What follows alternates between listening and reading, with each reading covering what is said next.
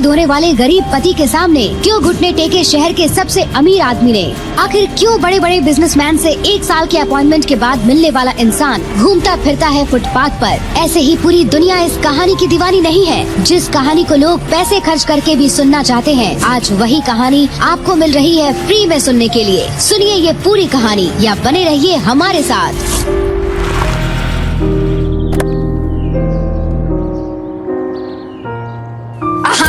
तुम्हारी हिम्मत कैसे हुई मेरी गाड़ी को हाथ लगाने की? मम्मी जी, वो शनाया को कुछ काम था बैंक में, उसी ले गया था। शनाया? मानो कि वो हमारी बेटी है, लेकिन अब तो तुम उसके पति हो। अगर तुम्हारी बीवी को गाड़ियों में घूमने का इतना ही शौक है तो ले लो कोई सेकंड हैंड गाड़ी। लेकिन तुम जैसा आदमी सेकंड हैंड तो क्या, थर्ड हैंड गाड़ी भी नहीं खरीद सकता। ऐसा करो, हमारे रामू काका की साइकिल ले लो, उस पे बैठ के घुमाना अपनी बीवी को। छी छी छी, मेरी गाड़ी को कितना गंदा कर दिया है तुमने। उतारो अपनी शर्ट और साफ करो इसे। मैंने कहा उतारो अपनी शर्ट और इसे साफ करो। एक मिनट, तुम्हारी शर्ट लगने से तो मेरी गाड़ी और गंदी हो जाएगी। सुनो, एक बाल्टी पानी और कपड़ा लेकर आओ गाड़ी साफ करने को। जाओ जल्दी। अगर 5 मिनट के अंदर तुमने गाड़ी साफ नहीं की तो तुम्हें खाना नहीं मिलेगा।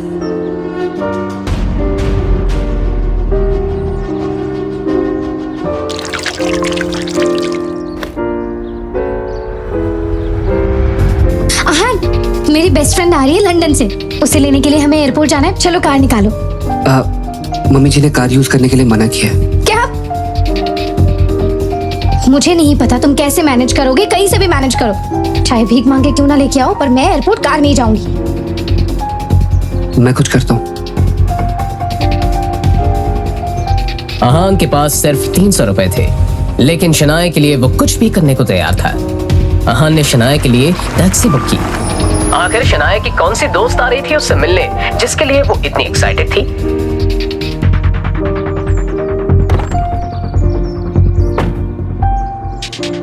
ओटीपी लिखी हुई है। क्या अहान उसकी दोस्त को जानता था? ए भाई साहब। Oh sorry sir. Pocket FM पे सीक्रेट अमीरजादा की कहानी सुन रहा था, बहुत ही अमेजिंग है। ठीक है, ओटीपी लिखिए 5522। Okay sir. शनाया, कौन सी फ्रेंड आ रही है तुम्हारी? रूपल आ रही है। रूपल? अजीब सी लड़की, वो क्यों आ रही है? अहान के ऐसे वियर्ड रिएक्शन को देखकर शनाया ने उससे कहा, अहान, ये क्या बोल रहे हो तुम? अजीब लड़की, मेरी बेस्ट फ्रेंड है वो, और 3 सालों के बाद वो वापस आ रही है। मैं तो उससे मिलने के लिए बहुत एक्साइटेड हूँ। इस बड़े से शिमला शहर में अगर अहान रायजादा किसी से डरता था तो उसकी सास मिसेस यामिनी गिल के बाद वो रूपल गुप्ता थी। रूपल शनाया की बचपन की इकलौती दोस्त थी। 3 साल पहले शनाया की मॉम के साथ उसने भी अहान और शनाया की शादी के लिए अपना अपोज बिना डरे दिखाया था। एकदम से अहान को उसके सुहाग रात वाला दिन याद आ गया। उसके ससुर शेखर गिल ने बहुत ही खुशी से सुहाग रात की रूम को सजाया था और शनाया का रूम तरह तरह के फूल और सेंटेड कैंडल से सजाया हुआ था।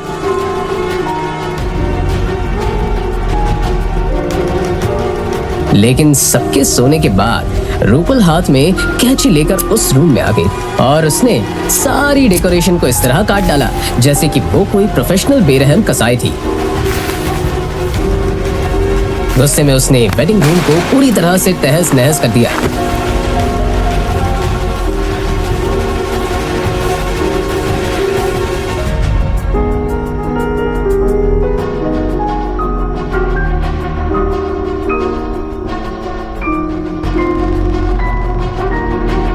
रूपल यहाँ तक ही नहीं रुकी, उसकी बेस्ट फ्रेंड शनाया की शादी अहान से हुई थी और यही सोच सोचकर उसका गुस्सा बढ़ता ही जा रहा था।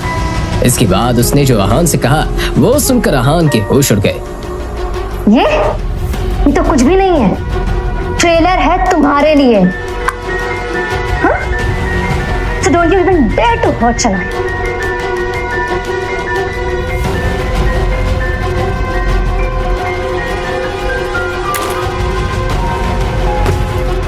अहान को उस रात से एक तरह का ट्रॉमा हो गया था।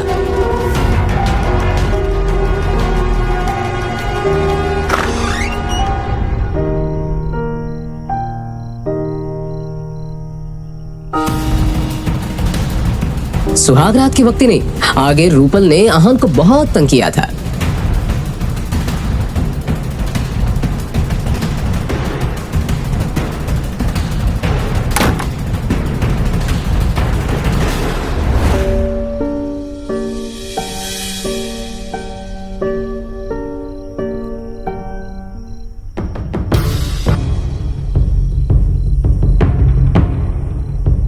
वो तो अहान की जान तब छूटी जब शादी के 1 महीने के बाद ही रूपल पढ़ने के लिए लंदन चली गई।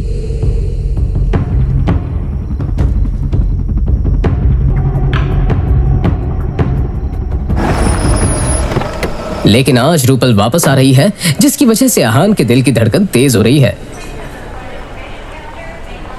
शनाया के चेहरे पे रूपल से मिलने की एक्साइटमेंट देखकर अहान ने चुप रहना ही मुनासिब समझा। अब जबकि रूपल शनाया की बेस्ट फ्रेंड थी, तो ये बात जाहिर थी कि वो हर मामले में शनाया को अच्छे से मैच करती थी। अपने नाम की तरह रूपल बहुत खूबसूरत थी। इस लड़की की पर्सनालिटी में एक अलग किस्म का ऑरा था। रूपल, हाय।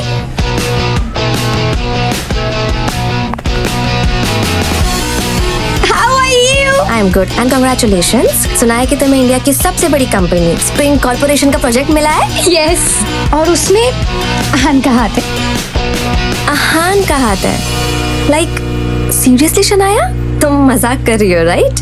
क्योंकि बात स्प्रिंग कॉर्पोरेशन की है, बैंक में चेक जमा करने की नहीं। रूपल, अगर तुम्हें यकीन नहीं हो रहा है तो अहान से पूछो। इससे पहले कि अहान इस टॉपिक पर कुछ कह पाता, रूपल ने एग्जैजरेट करते हुए कहा, ओ, तो ये है अहान।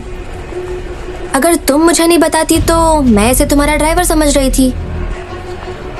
शनाया से ये बात छिपी नहीं थी कि रूपल और अहान का 36 का आंकड़ा था, और अगर रूपल ऐसे ही बातें करती तो अहान उसके साथ झगड़ ही पड़ता। रूपल, तुम्हें बहुत भूख लग रही होगी ना? अब चलो हम किसी अच्छे से रेस्टोरेंट में जाके खाना खाते। हाँ यार, बहुत भूख लग रही है। एक तुम ही हो जिसे मेरी फिक्र है। पता है, बाहर का खाना खा खा कर ना मेरी क्या हालत हो गई थी। इंडिया आने का सबसे बड़ा रीजन ना यहाँ का लजीज खाना था। तो हम चलते हैं और कुछ मसालेदार खाते हैं। तुम यहाँ खड़े क्या कर रहे हो? जाके मेरा बैग उठाओ। क्या तुम चाहते हो कि शनाया मेरा भारी बैग उठाए? रूपल, चलो चलो जाओ। I missed you so much. Me too. अच्छा शनाया, जब तुम्हें अहान पसंद नहीं है तो छोड़ क्यों नहीं देती उसे? I mean, मैं तुम्हें ना अच्छे से अच्छे खानदानी लड़कों से मिलाती हूँ जो बहुत रईस है, रिच है और उनका खुद का बिजनेस है। एंड आई मीन, ये अहान से ना 100 गुना बेहतर है। And you will be very very very rich. I am telling you. Please जरा चुप हो जाओ और मेरी बात ध्यान से सुनो। ये क्या बकवास कर रही हो? मैं अहान को नहीं छोड़ूंगी। कम से कम तब तक तो नहीं छोड़ूंगी जब तक वो मुझे खुद नहीं छोड़ देता, समझी? चलो अब। रूपल कुछ समझ नहीं पा रही थी कि आखिर शनाया पति के बारे में ऐसे कैसे बोल सकती है। क्या सच में उसे इतना बड़ा प्रोजेक्ट मिलने के पीछे अहान का हाथ था? मगर ऐसा कैसे पॉसिबल था? चलो। रॉयल प्राइड में थे। रुको, मैं और शनाया अंदर जा रहे हैं। तुम सामान लेके पीछे के रास्ते से आ जाना। अहान को रूपल पर गुस्सा तो बहुत आ रहा था। रूपल शनाया की बेस्ट फ्रेंड नहीं होती तो शायद अहान उसे मुंह तोड़ जवाब देता। रॉयल प्राइड रेस्टोरेंट की हर चीज इंडिया की रिच हिस्ट्री को डिफाइन कर रही थी। Excuse me ma'am, may I help you? Hello, actually हमें प्राइवेट डाइनिंग चाहिए थी। सो अवेलेबल है आपके पास? हम 3 लोग हैं तो कोई टेबल भी चलेगी। वो ये सोचकर ही घिन से भरे जा रही थी कि उसे अहान के साथ एक टेबल पर बैठकर खाना होगा। तभी रेस्टोरेंट के मैनेजर ने जवाब दिया, Excuse me, ma'am. Good afternoon. How can I help you? Actually हमें प्राइवेट डाइनिंग चाहिए। माफ कीजिएगा मैम, लेकिन फिलहाल हमारे पास ना ही कोई प्राइवेट डाइनिंग अवेलेबल है और ना ही कोई टेबल। कोई बात नहीं, हम कहीं और चले जाएंगे। I am so sorry ma'am. Thanks. वो तीनों वहां से जाने ही वाले थे कि तभी उनके सामने से 3 लड़के गुजरे। एकदम से रूपल की नजर उनमें से किसी एक लड़के पर पड़ी और रूपल ने उस लड़के को पुकारते हुए कहा, प्रेम। अपना नाम सुनकर वो टॉल और हैंडसम लड़का मुड़ गया। रूपल, तुम कब वापस लौटी? बस अभी अभी। रूपल की बात सुनकर प्रेम ने बहुत ही फ्रेंडली अंदाज में उससे पूछा, अरे तो मुझे कॉल क्यों नहीं किया?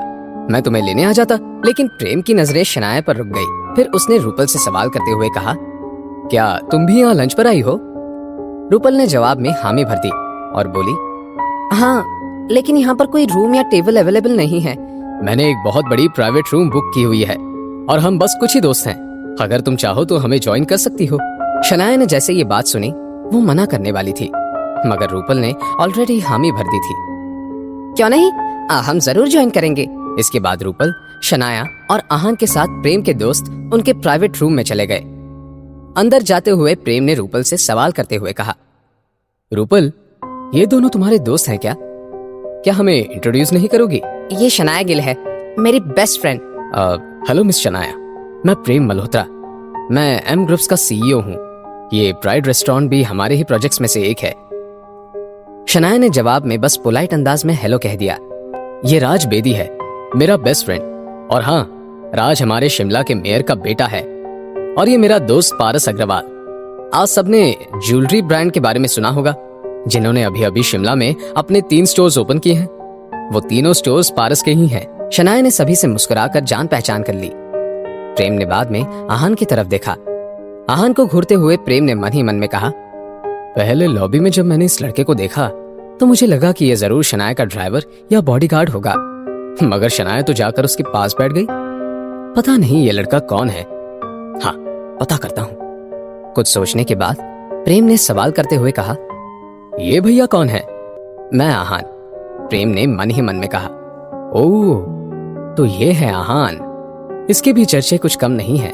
प्रेम ने फिर अपने बाकी दोस्तों की तरफ देखा। वो भी समझ गए कि आहान कौन था, मगर फिर भी पारस अग्रवाल ने आहान से सवाल करते हुए कहा, आहान, क्या तुम मिस शनाया के हस्बैंड हो? आहान ने जवाब में बस हाँ में अपना सर हिला दिया। आहान भैया, मैंने सुना है कि आप किसी बैंक में काम करते हैं। हाँ, मैं बैंक में जॉब करता हूँ। वैसे आप क्यों पूछ रहे हैं? कुछ खास नहीं, मैं तो बस ये जानना चाहता था कि आपको महीने की सैलरी कितनी मिलती है।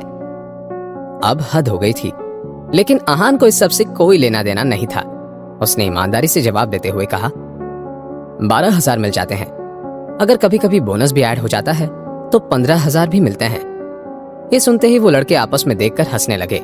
मतलब मेरे स्टोर में काम करने वाले अकाउंटेंट से आधी ही है, लेकिन फिर भी आजकल के जमाने में तो इतना भी बहुत है। तभी प्रेम मल्होत्रा ने अपने दोस्त से कहा, पारस भाई, अगर तुम्हारे स्टोर में किसी स्टाफ की जरूरत हो तो क्यों ना तुम आहान भैया को कंसिडर करो। वो बहुत समझदार लगते हैं, तुम्हें शिकायत का मौका नहीं देंगे। मैं 20 से 25,000 की सैलरी ऑफर कर सकता हूँ। आहान भैया, आप चाहे तो कल ही ज्वाइन कर सकते हैं। थैंक यू मिस्टर अग्रवाल, आपका ऑफर सच में बहुत कमाल का है और आपने मेरे बारे में इतना सोचा, इसके लिए मैं आपका बहुत ही शुक्रगुजार भी हूँ। मगर मैं ज्वेलरी के बारे में कुछ ज्यादा नहीं जानता। आहान भैया, आप जरूर मजाक कर रहे हैं। मिस शनाया के पास तो बहुत ही बढ़िया जेवर होंगे और वो इस सब का शौक भी रखती होंगी। तो ऐसा कैसे हो सकता है कि आप जेवरात के बारे में ना जानते हो? अब शनाया का पेशेंस खत्म हो गया था। इस सब से तुम्हारा क्या लेना देना है? Mind your own business. Shanaya के लहजे में अब गुस्सा साफ झलक रहा था। शनाया को नाराज होता हुआ देखकर प्रेम और उसके दोस्त भी सीरियस हो गए।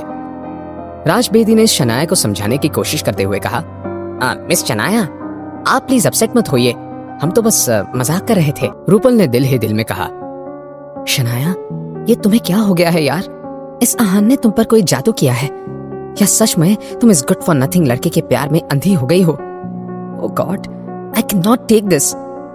वो सीधा रूम से निकलकर वॉशरूम में गई और अपना चेहरा धोकर फ्रेश हो गई। बाहर आते ही उसने देखा गले में सोने के चेन्स पहना हुआ वो आदमी रूपल की तरफ ही देख रहा था। रूपल ने उस आदमी को गुस्सैल नजर में देखा और कहा, घटिया। ये कहकर वो प्राइवेट रूम में वापस जाने लगी। उसने गुस्से से रूपल की तरफ देखकर कहा, बेशरम लड़की, अब मैं तुम्हारी जान लेकर ही दम लूंगा।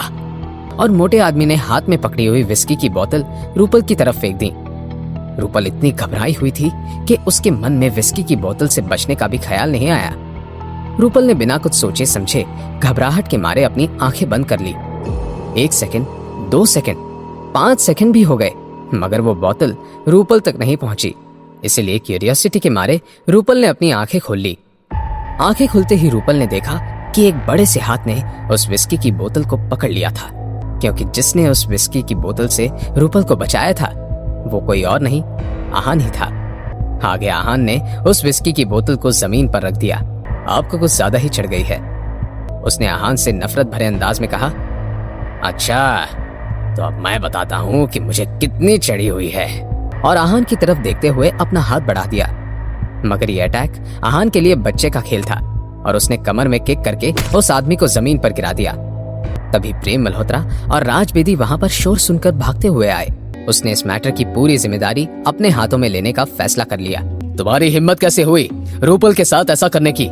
अपने सामने चल रहे इस तमाशे को देखकर आहान ने मन ही मन में कहा, ये दोनों उस आदमी को कुछ ज्यादा ही पीट रहे हैं। आहान ने देखा कि प्रेम मल्होत्रा और राज बेदी रुकने का नाम ही नहीं ले रहे थे, इसलिए आहान ने उन दोनों को रोकते हुए कहा, बस करो, इसे इसकी सजा मिल गई है। आहान भैया, आप किस बात से डर रहे हैं? हम नहीं चाहते कि इस सब की जिम्मेदारी आप अपने सर ले लें। उन दोनों लड़कों की ऐसी नादानी भरी बातें सुनकर आहान ने सर पकड़ लिया और रूपल ने मुंह बनाते हुए मन ही मन में सोचा, कहा मैं इस गुड फॉर नथिंग लड़के को थैंक्स कहने के मूड में थी और इस बेवकूफ आहान ने डरपोकों वाली बात कर दी। एक ही तो अच्छा इंप्रेशन था, आहान ने वो भी ज्यादा देर तक टिकने नहीं दिया। रूपल को आहान पर चिढ़ मच रही थी, लेकिन ऐसे बड़े से रेस्टोरेंट में सीन क्रिएट करना थोड़ा अजीब था। इसलिए रूपल ने प्रेम मल्होत्रा और राज बेदी की तरफ देखकर कहा, जाने दो, छोड़ दो इसे, अब हम वापस जाकर लंच कंटिन्यू करते हैं। इसके बाद रूपल प्रेम मल्होत्रा और राज बेदी के साथ उनके प्राइवेट रूम में चली गई। आहान भी उनके पीछे चला गया। वापस जाते हुए राज बेदी ने आहान से कहा, आहान भैया, आप कुछ ज्यादा ही डरते हैं। कोई बात नहीं, हमारे साथ रहेंगे तो बिल्कुल ब्रेव हो जाएंगे। ये बात किसी ताने से कम नहीं थी।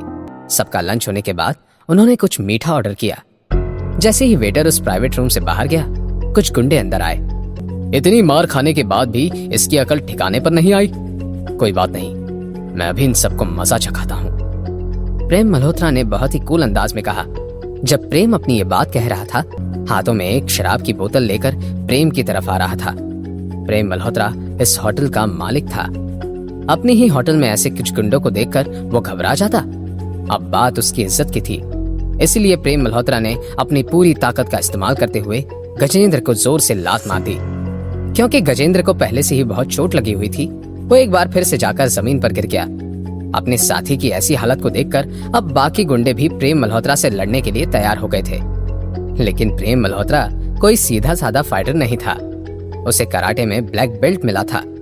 एक एक करके प्रेम मल्होत्रा ने गजेंद्र के सारे साथियों को हरा दिया। अब सब जब जमीन पर गिरे हुए थे तो प्रेम मल्होत्रा ने बड़े ही कूल अंदाज में गजेंद्र के पास गया और बोला, तुम सब तो गुंडे कहलाने के लायक नहीं हो। प्रेम की जीत पर पारस अग्रवाल ने उसे चीयर करते हुए कहा, वाह मेरे शेर। प्रेम मेरे भाई, तूने तो कमाल कर दिया यार। अब मुझे नहीं लगता कि ये सब हमें और तंग करेंगे। ये बात सुनने के बाद प्रेम मल्होत्रा अपने दोस्तों की तरफ पलटा और अपने हाथ और कपड़े साफ करते हुए लड़कियों की तरफ देखकर बोला, रूपल, मैं शनाया, क्या आप ठीक हैं? प्रेम के सवाल के जवाब में रूपल और शनाया ने हामी भर दी। प्रेम शनाया की आंखों में अपने लिए तारीफ देखना चाहता था, मगर उसने देखा कि शनाया की नजरें तो आहान की तरफ थी। वो आहान जो चुपचाप बैठा जमीन पर लेटे हुए गुंडों की तरफ देख रहा था। प्रेम मल्होत्रा को और चिढ़ मच गई। इससे पहले कि प्रेम इस बात पर कुछ कह पाता, दरवाजे से एक आवाज आई, अच्छा, क्या तुम लोग इतने बहादुर हो? अगर ऐसा है तो मेरा भी सामना करो। ये किसकी आवाज थी? क्या प्रेम मल्होत्रा ने इस सब को बचा लिया था या फिर किसी बड़ी मुसीबत में फंसा दिया था? अब आहान क्या करेगा? जानने के लिए सुनते रहिए